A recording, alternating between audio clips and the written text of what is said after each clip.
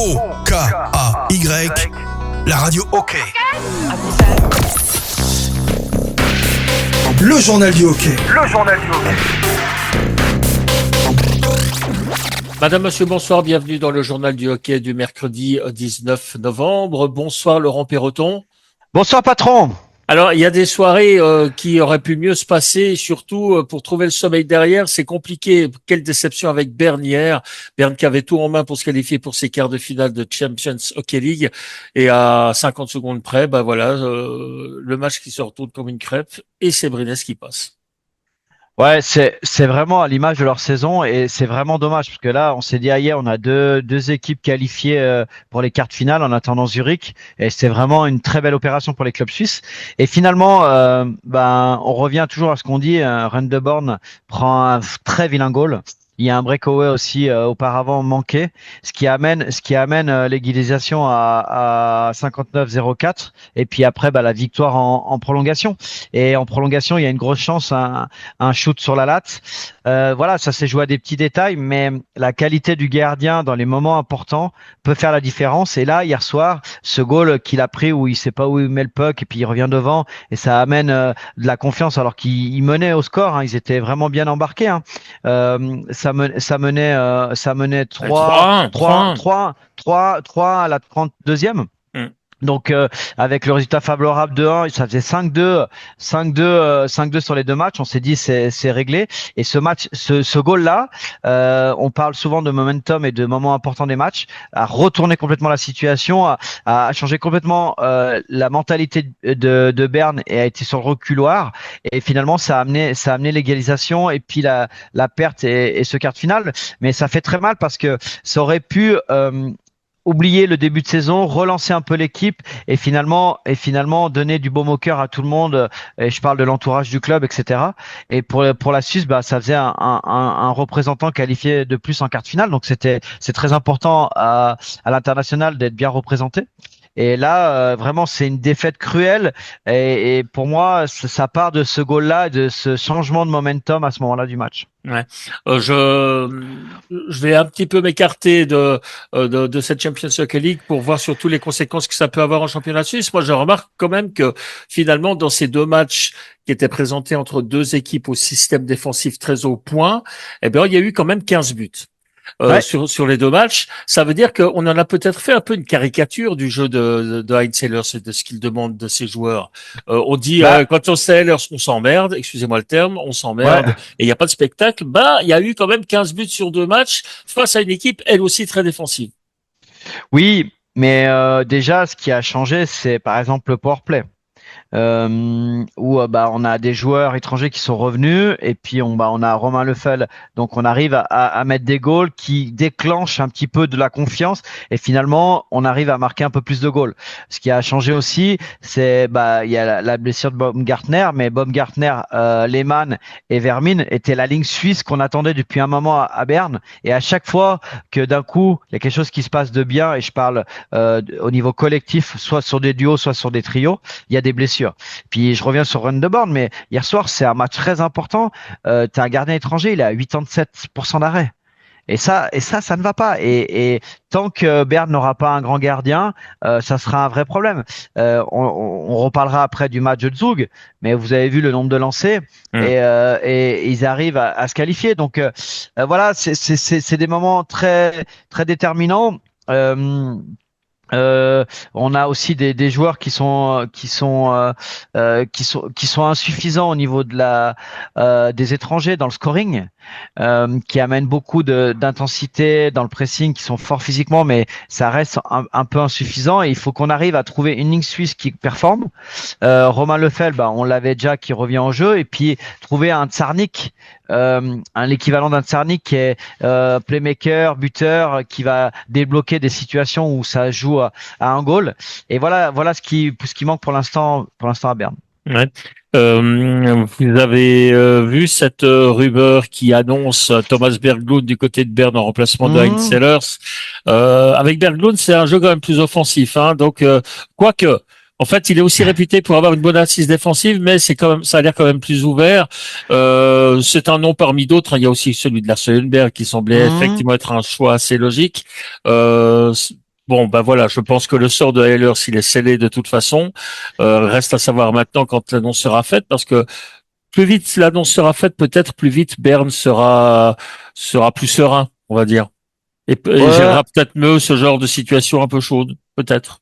ouais, je sais pas s'ils vont la faire tout de suite. Je pense qu'ils sont en train d'établir un profil idéal et de voir un petit peu les besoins et qu'est-ce qu'on va avoir comme genre d'équipe.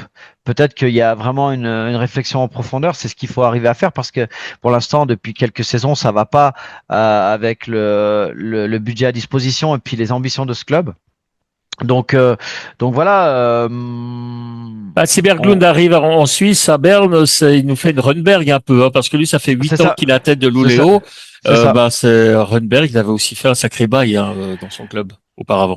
Exactement. Et puis, quand tu as comment dire, des figures emblématiques dans le coaching avec des résultats tels que ces personnes-là, ça peut amener aussi dans ta pléiade d'étrangers et dans le fait de convaincre des joueurs suisses de très bon niveau de te rejoindre avec un projet, ça peut aider. Ça peut vraiment aider. Et aujourd'hui, c'est lorsque tu parles avec un joueur, le directeur sportif, il y a aussi la conversation qui est très importante entre le joueur et l'entraîneur sur le rôle que tu vas lui donner, comment tu le vois évoluer, quelles sont les perspectives. Il y a, quand tu discutes avec un joueur aujourd'hui, et peu importe la ligue, c'est plus, voilà, est-ce que tu veux nous rejoindre? C'est, est-ce que tu veux nous rejoindre dans avec ce rôle-là et l'évolution dans ce rôle-là et qu'est-ce que j'attends de toi sur la glace au fur et à mesure de la saison. Donc même les jeunes joueurs sont dans ce discours-là. Donc ça a changé aussi à ce niveau-là parce que on fait des choix aussi des fois qui sont peut-être un peu moins financiers, mais plus stratégiques et sportifs. Mhm. Absolument. Et puis dernière mauvaise nouvelle alors par contre, enfin deuxième mauvaise nouvelle en 24 heures pour Berne, bah, c'est Ah, l'absence de Benjamin Baumgartner qui effectivement faisait partie de la relance bernoise ouais, générale. ouais. Alors ce matin, selon les informations de la Berner Zeitung, on disait entre 6 à 8 semaines Mhm. de repos en fait. Bah, ça sera jusqu'à fin janvier, donc ça sera même encore plus long selon l'annonce officielle. Ça c'est beaucoup de poisse. Beaucoup de poids, et puis ça dépend des fois. On parle du haut du corps, mais n'empêche que si c'est les épaules qui sont touchées ou les genoux, tu peux faire ce que tu veux. Hein. Tu as les nombres de semaines et le nombre de fois où tu as des joueurs qui veulent revenir, qui essayent à l'entraînement, puis à la première passe, c'est très douloureux.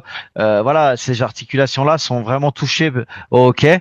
Et donc, du coup, quand tu as une blessure comme ça, surtout sur les acromions, hein, vous savez que ce qui est vraiment très difficile pour le hockeyeur, il y a deux cas. Il y a le cas où vous prenez le check et vous êtes écrasé contre la bande et il y a les épaules et là ça peut faire péter la capsule.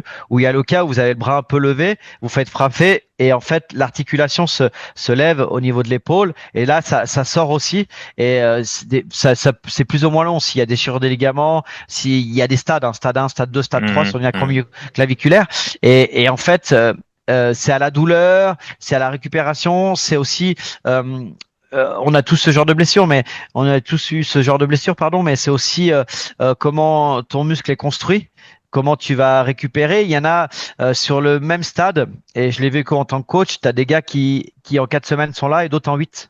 Ouais. Donc c'est pas de la mauvaise volonté, ça dépend de beaucoup Ouais. de paramètres.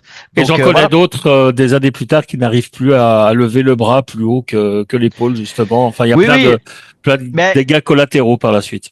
ben, la nouvelle génération, c'est un peu moins, mais l'ancienne Mm. génération, on faisait pas opérer. On essayait de trouver des médecines alternatives pour Mm. essayer de pas opérer et de gagner du temps. Mais quand 20 ans ou 30 ans plus tard, tu te dis, j'aurais peut-être dû opérer, quoi. Ouais. Bon, hier soir, deuxième match, et là quand même avec Mm. une issue plus heureuse en Champions Hockey Eh League. oui. Ouais, mais enfin, c'était quand même pas si facile que ça.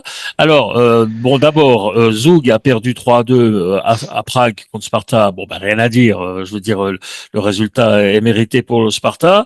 Mais Sparta est parti très fort.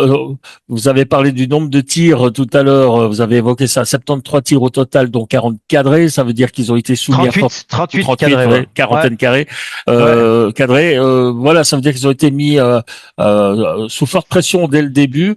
Donc Zoug s'en est bien sorti, mais heureusement que finalement le 2-0 ne s'est pas transformé en 3-0, parce que là, ça aurait été très compliqué. Bah, c'est ce qu'on avait parlé, hein. Plus Ouais. on allait retarder l'échéance, et le 2-1 a fait vraiment du bien, mais il y a une statistique vraiment dans l'état d'esprit de Zug, et c'est là où je vous dis qu'ils ont une chance cette année. C'est que je trouve que c'est une équipe qui a beaucoup de talent, mais beaucoup plus travailleuse et beaucoup plus dans le duel âpre, etc. C'est quand même 24 block shoot. Donc ça, c'est vraiment très important, et ça permet aussi dans des situations, et on a vu des gros shoots bloqués avec beaucoup de sacrifices, 100% en box-play. Donc ça, c'est aussi une mentalité. Et voilà, ils avaient fait le job au match aller. Il fallait conclure et garder le score le plus longtemps possible. Ils l'ont fait et se sont qualifiés brillamment sur l'écart, sachant qu'ils ont été la meilleure équipe suisse sur le premier tour en Champions League. Donc voilà, ils ont des réelles chances d'avoir des bons résultats. Si tout le monde est en santé, ça revient petit à petit en défense. À l'attaque, c'est à peu près constant.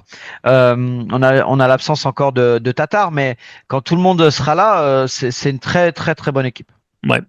Eh ben, on verra la suite. En tout cas, nous avons déjà un qualifié en quart de finale. C'est donc Zug. On espère en avoir un deuxième ce soir. C'est Zurich. Alors, on a la composition Juste une dernière chose, une précision. Si on compare Rendeborn et Genoni hier soir, par exemple, c'est Genoni qui a fait son job. Il y en a un où on peut discuter, mais il est quand même à plus de 92%. Et Rendeborn à 87, et ces 5%-là fait la différence sur un goal, et ça amène une qualification ou pas. Donc voilà, il a fait des arrêts importants à 2-0. Tu prends 3-0, comme vous avez dit, ça aurait été peut-être très très compliqué sur la fin de match. Donc avec le public, etc., l'ambiance, l'intensité que mettait Sparta. Et donc une fois de plus, la qualité des gardiens quand tu arrives dans les derniers tours de la Champions League fait la différence. Ouais. Et dernière chose, avant de parler juste une dernière chose, je voulais parler on a parlé de Grenoble en Champions League. Ils ont ah oui, c'est bien ce qu'ils ont fait. Ils ont perdu la double confrontation, mais ils ont quand même gagné à Frölunda. Et là, chapeau. Et en fait, ils ont perdu 3 à la maison, et ce goal-là a donné la qualification, le troisième à Frölunda, parce que Grenoble a été gagné 2 à Frölunda. Donc, c'est remarquable. C'est vraiment remarquable, avec le budget à disposition, les joueurs à disposition. Et donc, il y a vraiment le championnat français et Grenoble. Et là, il y a un gros travail. Non, mais il faut dire les choses comme elles sont. Et il y a un gros travail, comme je l'ai dit, dans le mouvement junior, avec 3 clubs. Hein. C'est même pas 2 clubs, hein, c'est 3 clubs. Une deuxième division à Chambéry, une première division à Vaujany, une première division à Chambéry, et une Ligue Magnus à Grenoble. Ce qui fait que les jeunes, dès le plus jeune âge, ils jouent dans les ligues actives, et ce qui amène des joueurs en équipe nationale et des joueurs qui performent avec des très bons étrangers. Donc évidemment, ils ont un budget un peu plus, c'est 5,5 millions sur l'ensemble d'euros sur l'ensemble du club, et là je parle de toute l'organisation. Ça peut paraître peu, mais en France c'est énorme. 4 à 5 fois moins que sur un club suisse de bon niveau. Ouais, exactement. Et là, je parle de 3 équipes plus le mouvement junior. Donc c'est même un peu plus. Donc voilà, ça fait plaisir, et puis ça prouve que Jacques Robot et son équipe font du bon travail. Ouais. Voilà, donc ça c'était pour les matchs d'hier. Donc match aujourd'hui, il y en a 3, dont celui de Zurich qui a déjà commencé sa partie il y a plus d'une demi-heure. Enfin, on arrive à la fin du premier tiers. On tient évidemment le score secret pour tous ceux qui veulent suivre encore le match en direct. Donc les Zurichois qui sont à Kuopio en Finlande, 4-4 au match aller. Juste avoir votre avis sur la base de la composition de l'équipe zurichoise. Ouais. On a réparti un peu les forces, et puis quand on voit que sur le 4e bloc on a Heuberg, Andrehoff et Baptiste Berger, ça prouve quand même la qualité. Grand Frodon, Hollenstein qui est revenu au jeu et qui met un peu plus de profondeur. Et puis on a mis Bechler avec Riedi et Rohrer. Ça c'est la ligne de jeunes, hein, mais la ligne qui monte, et Sigris qui est toujours très intelligent dans dans le jeu sans puck pour libérer un peu des espaces pour Malguin et Andrighetto. Donc voilà, on va voir ce soir. C'est un grand test pour Zurich parce que c'est important d'aller au moins en quart quand tu as gagné la Champions League et surtout de commencer à être performant dans les grands rendez-vous. Et c'est la grande force. C'est ce qu'ils ont prouvé lors des 2 dernières années. Donc je suis impatient de voir le match complet en intégralité puis voir le résultat final. Ouais. Eh bien, on reviendra évidemment sur ce match dans le journal du hockey de demain. Autre match important. Et là, on quitte le niveau européen pour revenir en National League. Il y a un match ce soir, et c'est le HC Ajoie qui reçoit le HC Bienne. Alors, on l'a dit, enfin, peut-on dire malheur au vaincu? Oui et non, mais disons que ça va. Le vaincu aura, disons, un joli coup de relais au niveau de ses ambitions pour la suite du championnat. Oui, mais c'est surtout du côté de Bienne. Hein. Mm. Il y a un joli article aujourd'hui dans le journal du Jura de Gaël Christ. Et puis aussi, on est revenu un petit peu sur la défaite cruelle à Lugano et ce qui s'est passé après dans le vestiaire. Hein. Apparemment, ça a beaucoup tremblé les murs à la Corner Arena avec un Steinegger qui est venu et qui peut être très émotif et qui a vraiment secoué tout le monde, du staff aux joueurs dans le vestiaire. Donc on va voir la réaction. Et après, il y a Gaël Chris qui parle un petit peu de sa situation particulière. Hein. Il explique qu'il a encore des cannes à la Tissot Arena, son sac qui est encore là-bas. Et finalement, ça s'est fait très rapidement. Mais finalement, il se retrouve aujourd'hui sur le premier bloc avec Onka avec à peu près 13 minutes de temps de jeu. Il ne sait pas s'il va être appelé à un moment ou à un autre. Et puis, on a souvent parlé de ce thème-là, mais jamais avec ce terme-là. Mais le rookie wall, c'est vraiment le mur après ta première saison à passer. Et il l'a pris en pleine poire, comme il le dit. Et il a eu vraiment de difficultés sur sa deuxième saison à avoir du temps de jeu. Il a été envoyé en junior à Holton. Et là, il rebondit. Et puis, des fois, ces situations difficiles pour les jeunes te permet aussi après de revenir dans ton club où tu as un contrat. Hein. Il est payé tous les mois par Bienne. Donc ça sera un match très très particulier. Voilà, ça fait partie de l'expérience de haut niveau et de faire abstraction de ça et c'est d'être professionnel. Mais voilà, c'était intéressant à voir. Et puis pour revenir sur le match, il y a Kevin Feck qui revient au jeu à l'entraînement. Est-ce qu'il va être aligné? On verra. Ce soir, on fait le plateau sur les Mans Bleus et puis on va pouvoir disserter là-dessus. Mais en tout cas, petit à petit, ça rentre dans l'effectif. Il y a des joueurs qui commencent un peu à éclore et finalement, la grosse pression, elle est du côté du HC Bienne. Même chose est certaine, si l'on regarde aujourd'hui la position des deux équipes, respectivement Bienne 13e et Ajoie 14e, il y a 12 points d'écart. Si Ajoie revient à 9 points, ça laisse encore pas mal de possibilités de croire en une possible 13e place, voire 12e. Si par contre le trou se recreuse et que l'on retrouve Ajoie à 15 points de Bienne, l'air de rien, après 25 matchs, c'est quasi rédhibitoire. T'es à la moitié, ça veut dire que tu dois faire 5 victoires de plus que ton adversaire. Sur 25 matchs, sachant que tu gagnes pas souvent. Et aujourd'hui, c'est très compliqué. Bienne on est à 1,174 points par match, alors que Ajoie est la seule équipe sous le point, 0,625 seulement. C'est très faible quand même. Très faible. Oui, avec exactement. La plus faible défense et puis l'attaque la moins performante. Exactement, mais depuis quelque temps, c'est plus la même équipe. On a parlé des gardiens, on a parlé des retours de Turkolainen qui reprend son niveau, qui a été prolongé, donc ça c'est une bonne nouvelle. Et puis petit à petit, il y a des joueurs qui reviennent dans le line-up. Là, il y a Kevin Feck qui commence à s'entraîner, il y a Thierry qui manque aussi. Donc moi, je suis impatient pour une fois d'essayer de voir une fois Ajoie au complet avec les transferts comme Berthoud, les nouveaux joueurs. Voilà, on a été chercher Cormier, voir un petit peu l'amalgame entre les lignes, et puis d'avoir les étrangers en santé et en forme, avec les jeunes gardiens Patenaude et Keller ou Tchatcho et puis Kontz, voir un petit peu ce que ça peut donner une fois sur 3-4 matchs, voir un petit peu où ils en sont et quelle est la valeur réelle de l'équipe quand tout le monde est là. Ouais. Merci Laurent.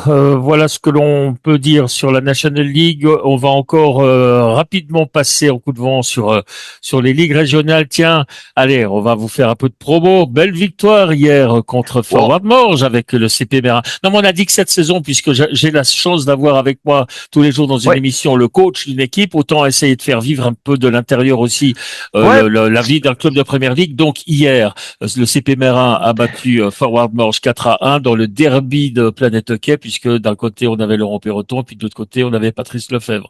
Voilà. Ok. Bah non, mais en fait, c'est surtout félicitations aux joueurs. Ce qu'il faut comprendre, et ça c'est important de dire les choses.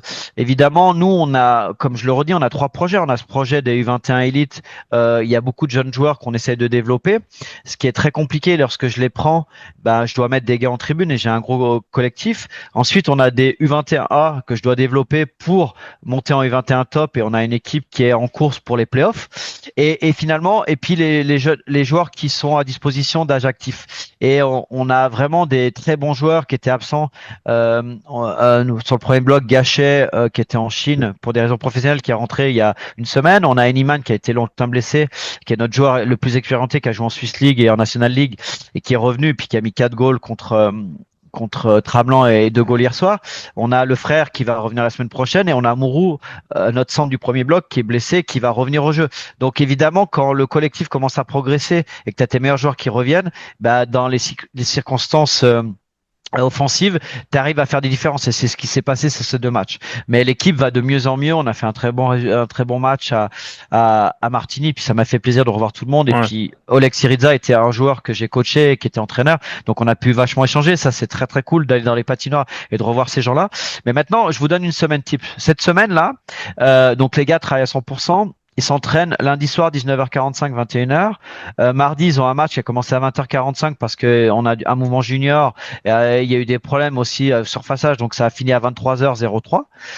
Ils rentrent, il est minuit. Mercredi, ils s'entraînent 20h30, 22h et 21h30, 21h, 22h30. Jeudi, 21h, 22h30 et samedi, on a de nouveau un match. Donc, et c'est de la première ligue amateur. Imaginez quand vous travaillez à 100% et si en plus vous avez des enfants, donc c'est pour ça qu'on a un contingent assez important et on a passablement des blessures justement. On vit au rythme des blessures parce que la surcharge d'entraînement liée à ta vie professionnelle, c'est-à-dire que quand tu rentres de déplacement le 10 décembre par exemple, on va jouer à Delboden, on va rentrer à 2-3 heures du matin, à 7 heures ils sont au bureau, hein. Donc mais c'est super intéressant et puis surtout hier on a encore fait jouer 8 juniors dont notamment Robin Fister, le gardien des élites, qui a 3 matchs et 3 victoires avec nous et qui est 2005. On a fait jouer des 2007, des 2006. Donc ça, c'est vraiment cool. Et ouais, c'était un match très intéressant. C'est pas notre meilleur match. On n'a pas été très bon à l'entame, mais surtout on a pu conclure dans les moments importants avec les joueurs expérimentés qui sont des vrais buteurs. Et moi, ce que je constate, c'est que évidemment, comme vous utilisez aussi beaucoup les juniors de toute la région genevoise, vous êtes un des rares clubs de 4e ligue à aligner 4 blocs complets. Et oui. ça, c'est assez rare. Et finalement, c'est signe que on laisse la chance aussi aux jeunes de progresser, d'avoir du temps de glace, etc. Par contre, avec un tel tournus, parce que vous utilisez quand même beaucoup de joueurs, il va falloir améliorer quand même la supériorité numérique. Hein. Là, je peux pas m'empêcher de vous envoyer une petite pique parce que c'est 0 sur 7. Hein. 0 sur 7, Laurent. Hier, c'était pas bon, mais on est quand même 6e, on est premier en box-play. Non, mais on est... je vous embête. Non, mais vous avez raison. C'est à l'ordre du jour. Donc, à la vidéo et voilà. Et en fait, c'était à la conclusion qu'on n'a pas été bon. C'est dans l'entrée de zone, dans la sortie, dans l'entrée et dans le management du puck, on était bon, mais dans les choix et dans la dernière décision, on n'était pas bon à ce moment-là. Donc, on va montrer. Et voilà. Et aussi un powerplay, ça se construit. Et en fait, tes meilleurs joueurs sont en train de revenir et petit à petit, faut les intégrer. Et du coup, ça peut être déstabilisant dans la cohésion et dans les choix et dans les différents options de jeu qu'on a.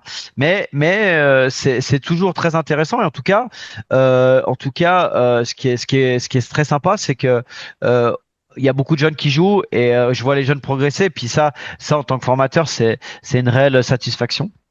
Et du coup, le championnat est très très intéressant parce que, comme je l'ai dit en début de saison, il y a beaucoup de joueurs qui sont descendus. La Hockey League a descendu de niveau. La Swiss League s'est un peu maintenue. La National League, c'est exponentiel, a explosé. Et puis la Première Ligue, du coup, s'est rapprochée de la Hockey League en termes de niveau. Et du coup, vous regardez un peu les résultats, tout le monde peut battre tout le monde. Et le championnat est très très serré.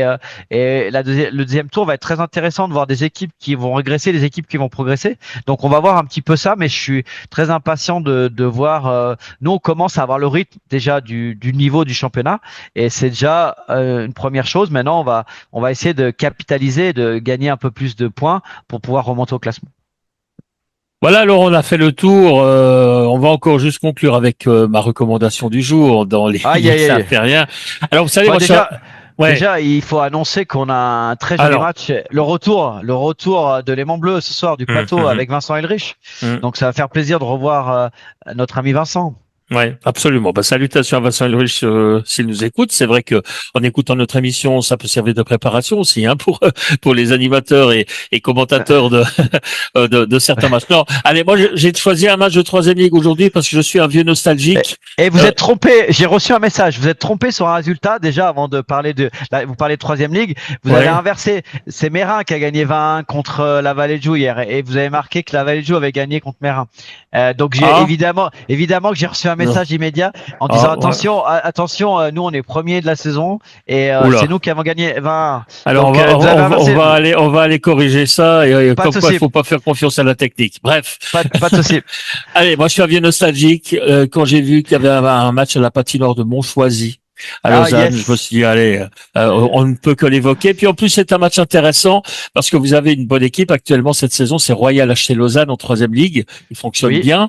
Et puis face à une équipe qui fonctionne moins bien, mais qui a c'est un autre état d'esprit, c'est pas forcément l'esprit de la performance, c'est le HC Nyon. Dont Daniel Blas est un peu il est un peu tout, hein. Il est le papa, il est le coach, le joueur. Enfin, voilà. Le problème du HC Nyon, il est suivant, c'est que dès qu'il tombe contre des équipes qui patinent, il s'entraîne sur une 40-20 à Nyon, souvent au bord du lac, et donc en termes d'espace, bah tu fais pas les mêmes efforts, t'as pas la même façon de jouer, et dès que tu te retrouves sur une 60-30, c'est un peu compliqué. Et d'ailleurs, on en a parlé. Vous avez vu qu'ils ont inauguré une patinoire à Coppet. Je suis allé voir. Hein. Magnifique complexe, piscine. Et je voulais que je vous dise la taille de la patinoire. Avec un toit, avec des poutres et tout, c'est superbe, des gradins, des beaux vestiaires. 40-20. Et moi, j'ai dit, mais attendez. Alors, ce qui est cool, c'est que c'est une patinoire qui ne peut être utilisée en aucun cas pour une manifestation officielle. Et si, mais pour les petits, jusqu'à U12. Jusqu'à U12. Et puis après, ce qui va être intéressant, c'est que l'été, les plus en glace, on va pouvoir mettre un steel mat et faire du inline et organiser peut-être des tournois. Donc, je me suis rapproché de l'organisation pour ça. Et pour la région, c'est très, très sympa. Il manque de tournois. Et puis, des fois, moi, je suis un fervent, adepte du fait que aujourd'hui le hockey est un jeu de possession et le inline se rapproche du hockey alors que c'était pas le cas auparavant. Donc puis tu peux tenter des choses, il y a moins de pression de résultats, etc. Donc pour la créativité c'est super et t'as plus d'espace à 4 contre 4. Donc ça développe les joueurs individuellement et donc ça peut aussi servir pour les mouvements juniors de la région de venir s'entraîner l'été au lieu d'aller courir au bord du lac. Ça peut aussi avoir une activité une fois par semaine avec les inline. Donc voilà, ça peut servir pour ça, mais le bâtiment est magnifique et voilà. Et ce qu'on m'a répondu, c'est qu'on veut pas forcément du hockey de compétition. Et puis justement, si tu as une 60-30, il y a un club qui va s'installer. Ça va coûter de l'argent. Ça coûte de l'argent aux communes. Il y a une première équipe, ça coûte de l'argent. Et les communes, et puis avec les problèmes écologiques à l'heure actuelle, ont peur de cela. Et donc voilà, donc c'est plus une patinoire qui va servir pour les écoles et qui va être un petit peu une patinoire semi-privée. Quand on arrive de nouveau à cette fameuse confrontation entre sport loisir et sport compétition. Bon, donc je le rappelle, patineur de Montchoisy, ce soir 20h15, Royal HC Lausanne contre le HC Nyon. Si vous n'avez pas envie d'écouter les analyses de Laurent Perroton sur l'Aimant Bleu, qui est extrêmement rare. Couvrez-vous bien, hein, parce que à Montchoisy, un soir de semaine, en ce moment là, il fait pas chaud. Voilà. Et puis n'oubliez pas les pneus neige parce qu'apparemment la neige c'est pour bientôt ou très bientôt. Merci Laurent. On se retrouve demain à 18h pour un nouveau journal du hockey. Excellente soirée à toutes et à tous et à demain. Bye bye. Bye bye.